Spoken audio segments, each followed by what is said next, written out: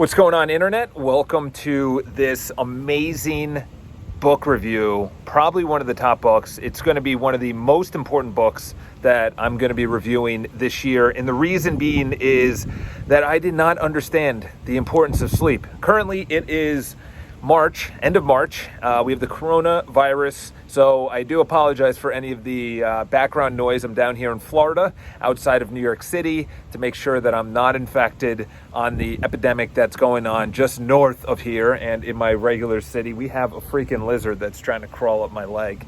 Okay, so why this book?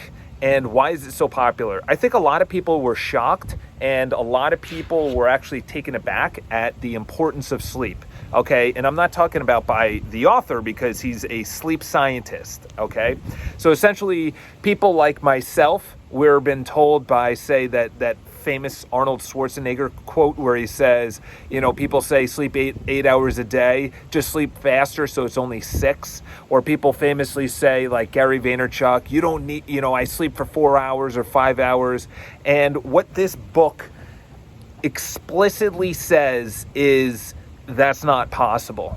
In other words, there's the smallest, you actually have a better chance of getting struck by lightning than that 0.001% a person that doesn't need more than 8 hours of sleep, okay? This is going to be one of the most in-depth reviews that I'm ever going to do on a book because it is so important.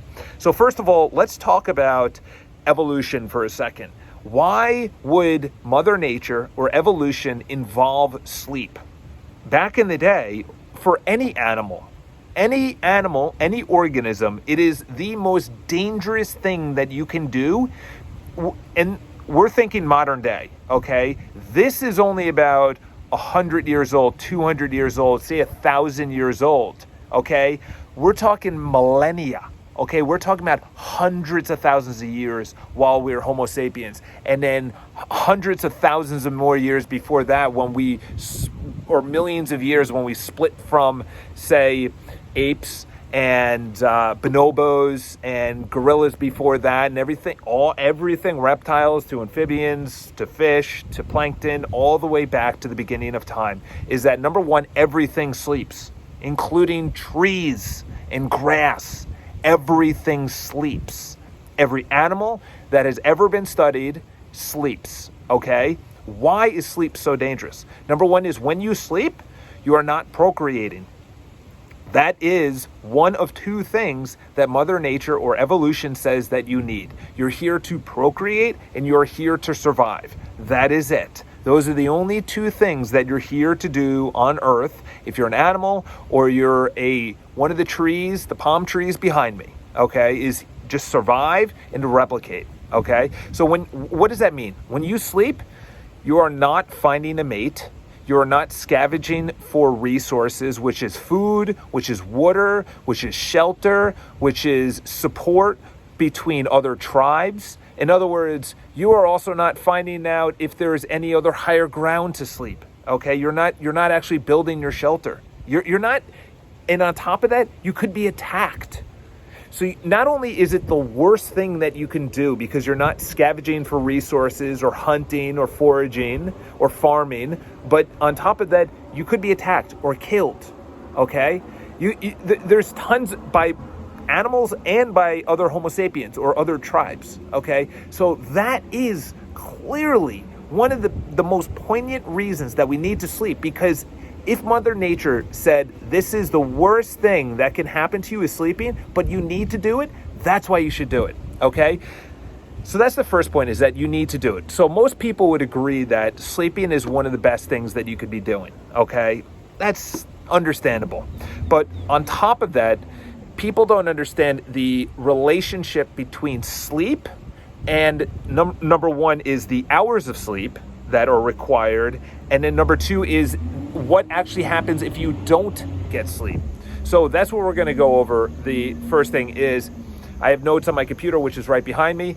Pedaling, anyone that pedals, Gary Vaynerchuk, love the guy, but he's not any of these people that say hustle, slept only 3 hours, slept only 4 hours. I'm going to go over the negatives to sleep. And there are hundreds of studies, not hundreds, but 100 studies, and it goes through the entire range of the sleep cycle, okay? So, and by the way, you need every sleep cycle, okay? Each area does something to the brain. So let's keep on going. So everything obviously sleeps, plants, trees, entire animal kingdom. And when people say they sleep for 8 hours, what they're really sometimes saying is they went to bed at a certain time, and then they woke, and then they got out of bed at a certain time, and that's 8 hours.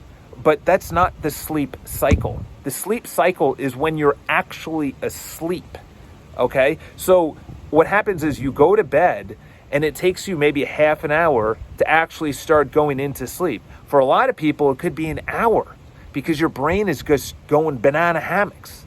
So it's not when you go into bed and when you get out of bed, because a lot of people go to bed at a certain time and then they stay in bed for a certain time and they say, oh, that's 8 hours. No. It was only about 6 hours, because it took you an hour to go to sleep and you're in bed for 45 minutes or an hour checking your cell phone or internet, social media, email, things like that. So it's actually the sleep cycle, which is the most important thing.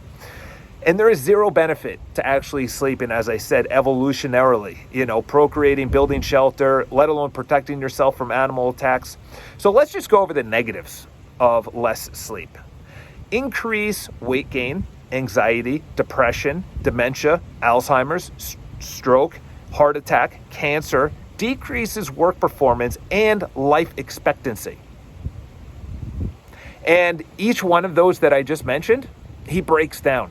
So it's not like he lumps all of that in and says, here's one big study. He says, here it is for dementia. Here it is. And by the way, the one for dementia is crazy. It's crazy. There's a protein that actually forms with people that get dementia. And they said that they've tied that protein and that replication and that building of the protein on people that don't sleep. So they said that they would do this on, obviously, rats, and they've actually tracked it in people, is that they would do brain scans. They would, through, obviously, controlled scientific methods to people over 2 weeks, they would stop them from sleeping as much as they could. They would brain scan at the end of the first week, brain scan at the end of 2 weeks, and they would actually notice that the protein that causes dementia would actually increase the first week and over the second week. And they said, imagine compounding that over years, and then you get dementia. That's not the only cause, okay? But there's a direct correlation to every other thing is in control, which is the exact same food, the exact same thing, because you're in this controlled environment, but the sleep is different. So they've actually correlated sleep to everything else.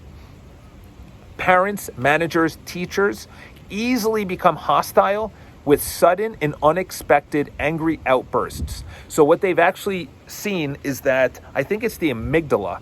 The amygdala gets very affected by lack of sleep. And amygdala is essentially the emotion control right in the back of your brain. It's right near the back of your stem of your brain, and it controls your emotions. And they said that if you have a good night of sleep, everyone can obviously, attest to this, is that you have a good night of sleep, you're excited, you're happy, as opposed to when you're cranky.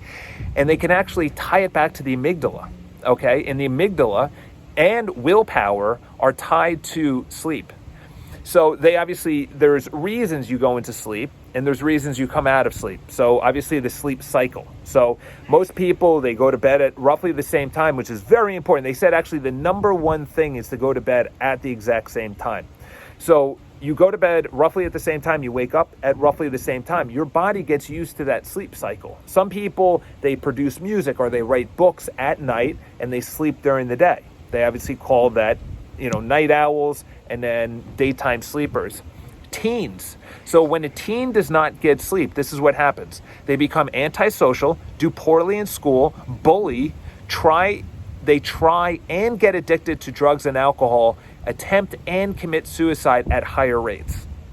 So when teens don't get sleep, you have not only what I just mentioned, which is antisocial, poorly in school, bully, try and get addicted to drugs more easily, but then you have the parents, which I just talked about. They are easily, suddenly, and unexpectedly have angry outbursts. So you have this entire cycle of managers or teachers performers, and then the students, all tied into this lack of sleep. Continuing on. So that's the negatives, okay? If we can actually understand that the negatives are the worst thing that you can actually peddle, productivity is the worst thing that you can actually peddle when you actually look at the negatives. Because the negatives, you will lose life expectancy. You will increase your dementia and Alzheimer's. Weight loss will not happen. You'll gain weight. You'll be crankier. You won't have good relationships. You won't be as productive.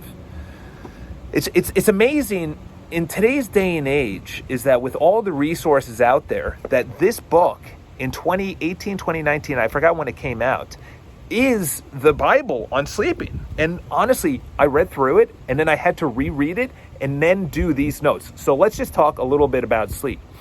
Number one, so memory moves from the short term to the long term in your brain during sleep.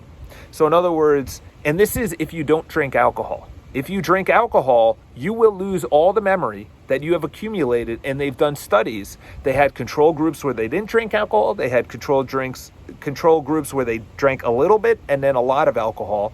And then they actually tested when they actually took away their sleep. So it could be day 1, day 2, day 3. What they've noticed is that even if you study 2 days, if you study and then 2 days later you get a lack of sleep because of drinking, that means you're not going to remember what happened 2 days ago as well as someone that actually did not drink.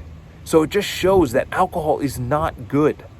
Okay, alcohol, not only, they call it a depressant for a reason. And in the book, Matthew Walker, who's the author, specifically says it's a sedative. Okay, it sedates you. It doesn't actually put you to sleep. A sedative is totally different. A sedative is cough medicine that makes you go to sleep.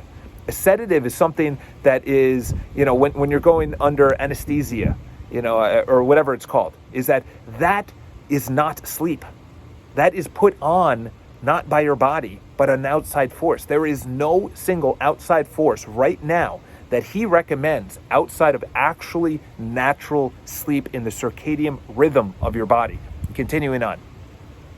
So mastering is literally you perform, you sleep well, then you perform, and then you sleep well. So in other words, he said that masters are the ones that actually get the best sleep and then practice. So it's not really practice makes perfect, it's practice makes perfect, which is so unbelievable to hear. And that just excites me, because for someone that, after reading the book and studying other material about the positives of sleep, let alone the negatives of sleep, I said, I gotta get this under wraps.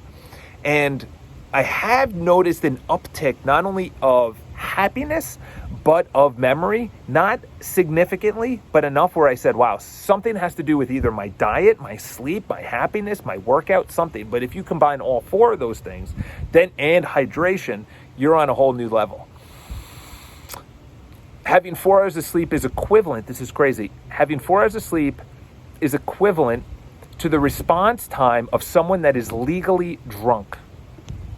Someone that is legally drunk has the response time of someone that just had 4 hours of sleep. That's crazy. That's crazy. They actually said that police officers are now going to be able to, in some states, if you undersleep, are not going to be, they won't try you as DWI or DUI, which is driving under the influence, but there's a lot of states that say if you are under the influence of lack of sleep, because it causes just as many car accidents in the early morning as alcohol late at night, they're saying that lack of sleep is as deadly, if not more deadly, than alcohol in driving.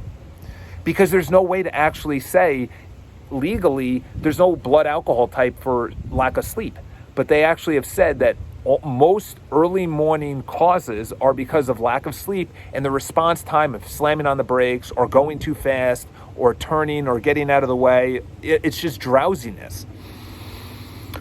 this is even crazier. We don't actually know how sleep deprived we are because we actually go into a state of sedation. So in other words, when we have a lack of sleep, we feel that this is normal, that we should just always be tired, that this is just life. And then we get used to this drum, this white noise of life, when in fact, we don't know that we have a lack of sleep because we're used to having a lack of sleep. It's kind of like an alcoholic says, I'm not an alcoholic. It's kind of like the person that says, I'm not overweight and I love my body, but the metrics say otherwise. It's like, no, they actually said, this is actually a side note, has nothing to do with why we sleep, but they said height to waist ratio is one of the biggest indicators to your health. And they said because of your waist to height ratio, they can now predict essentially if you're going to get diabetes, if you're going to actually go and have a stroke or heart attack or anything else, not your BMI or anything else, but your waist. It's the easiest indication to your health. And obviously that has to do with all the inflammation around your organs, and that's essentially what is the visceral fat around your organs. It protects your organ. Is the visceral fat is protecting your organs from how acidic your body is. And that's essentially what adds to your waistline. Continuing on. All sleep is mandatory. So we're going to go over the 3 types of sleep. Very straightforward, which is light REM. So REM is obviously rapid eye movement. So light REM, deep REM, and REM. So light REM is when you are right when you go. So light REM, deep REM, REM. Light REM is essentially going into the sleep where it's the comatose state, which leads into the deep REM, which leads into the REM. The REM is most affected when we cut it short with an alarm clock. Deep REM is actually most affected when we drink too much water and we're waking up and we're going to the bathroom. So all of these are needed. So the first part, light REM, I might get this incorrect, but there's 3 areas that are most important. Number 1 is the retainment of memory. Okay, during rapid eye movement, I think that's when your eyes move a lot, and that's when your memories are retained. So when you wake up, you're not retaining potentially the memories or the information that you learned the day before. Okay, so during that time, your eyes are essentially going over the day, and it's writing like a disk. It's writing like a digital hard drive, or actually not a digital hard drive, but like an old school hard drive writing memories. Then you also have something that's attached to your neck that flushes out your brain. And this is what they've said causes dementia, is that your brain flushes out liquid, and it essentially cleans your entire brain of all of the built up, there's a name for it. I don't have it written down, but essentially it cleans out your brain and it flushes it out through your body, any of the built up waste in your brain. And this is essentially what is tied to Alzheimer's, is that protein, which causes Alzheimer's, is left behind, which eats away at the brain and multiplies and essentially causes dementia because you have a lack of sleep. But if your brain can actually flush all of that out because it gets a good night of sleep, then you're going to push away or not have dementia or a stroke or anything like that. And then obviously the first part is also the resting and relaxation and flushing out of muscles, and the building and the repairing of muscles if you did any physical exertion. So there's a lot that goes on there. So you have memory retainment, and it stores it. You also flush out the brain of any of the waste that accumulated. And then you obviously have all of the buildup, breakdown, and repairment of muscles during the day. Sleeping pills. This is crazy. Sleeping pills cause 30 to 60% higher rates of cancer and 4 times more likely to die than non-takers. That's crazy. How? So how do we get better sleep? Just want to make sure that I went over having 4 hours of sleep, So how do we get a better night of sleep? Nada, zilch, zero, blue light at least 1 hour before bed. This, my friends, is probably going to be the biggest indication of your sleep cycle, is your blue light. Blue light is from incandescent bulbs. It's obviously to the cell phone, it's to the computer, it's to your iPad, it's to your TV, It's anything.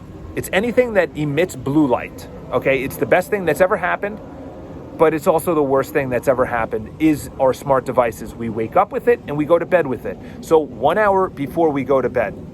There's also things where, and by the way, the reason is because the blue light emission is our brain thinks it's still the early morning. So in the afternoon, it's orange. It's an orange hue in the sky. Our eyes and our skin actually sense what time of day it is. There are two researchers that put themselves in, I think, the Kentucky cavern for, I think it was 2 months. And they actually clocked when they went to bed and when they woke up. And they literally, without even knowing the sun, their body would go to sleep. Okay? They also did it with plants. And the plants would wake up and rise with the sun. And there was no sun. It's crazy. I'm getting the chills thinking about that. So there's actually sensors in our brain which tell us when to go to sleep, when not to go to sleep. Before bed, eat at least 4 hours before we go to bed. That's very hard. I understand. But it's also put it as far out as we can. 4 hours before we go to bed. There's actually Brian Johnson, the guy that I listen to, unbelievably talked about this. He said, listen, he has pushed it out and brought his heart rate variability. He actually increased his heart rate variability, which is good, 30%, and he brought down his heart rate, his resting heart rate, 10%. So it actually might have been even further. He went from like 45 or like 50 beats per minute resting heart rate to like 41. So it was like 20% when he actually ate sooner, because the body could then process it and then go to sleep later. It doesn't have to process it and then go and push out light REM, deep REM, and then REM. And all those sleep cycles get pushed out, and then we don't go into deep REM because everything's been pushed out because of either caffeine, which is 8 hours before to go to bed, 6 hours, alcohol, at least you stop drinking 6 hours, and 4 hours is food. They've also said that the temperature of the room ideally is at 65 degrees and no higher than 73. Alcohol is a sedative, which we talked about. It is not something that helps you go to sleep. Water does not help you go to sleep. It actually wakes you up in the middle of the night. And you want to, he said actually, the biggest thing is, this is the plaque, is the amyloid plaque builds up and cannot flush out all the protein that builds up in the middle of the day, which that plaque, the amyloid plaque, builds up and actually causes Alzheimer's and dementia. So if you cannot actually flush that out, it causes, it eats away at the prefrontal cortex. That's crazy. That's crazy. Man, your room has to be as quiet and as blackout shades. I got to tell you, the number one thing that I've gotten is the blockers right here.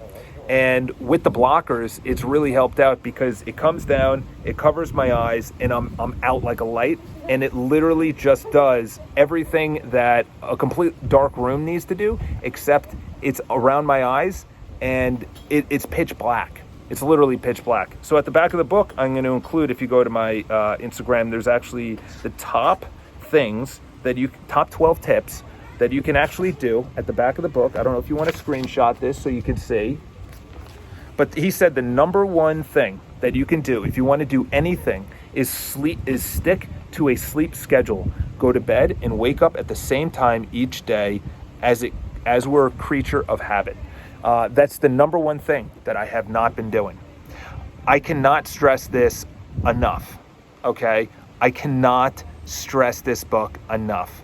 It has literally changed my life and my schedule, and the importance of when I drink alcohol, when I eat. I don't exercise at least 6 hours before bed, which I didn't bring up before. I've also ensured that I don't snooze my alarm, which I forgot to bring up, because when your alarm goes off, immediately your blood pressure spikes. And then if you snooze your alarm, it goes down, and then it spikes again when it goes off again. That's the worst thing that you could do for your heart. It is the worst thing that you could do for your fight or flight response. That's the worst thing. So when it goes off, you turn off your alarm and you get out of bed. Ideally, there is no alarm. I haven't gotten there yet. But there will be a time, hopefully, that my body just wakes up, and whenever it wakes up, I get out of bed. So if you guys have any questions, leave them in the comments below. I got it on Audible. I bought the physical book, and I did the Audible while reading the physical book, and it's literally changed my life on anything. So if I left anything out, please leave in the comments below. If you want to buy it, obviously there's an affiliated link. I get like 2 or 3 pennies. That's great. Gives it back to your boy. Have an amazing day. Talk to you guys soon.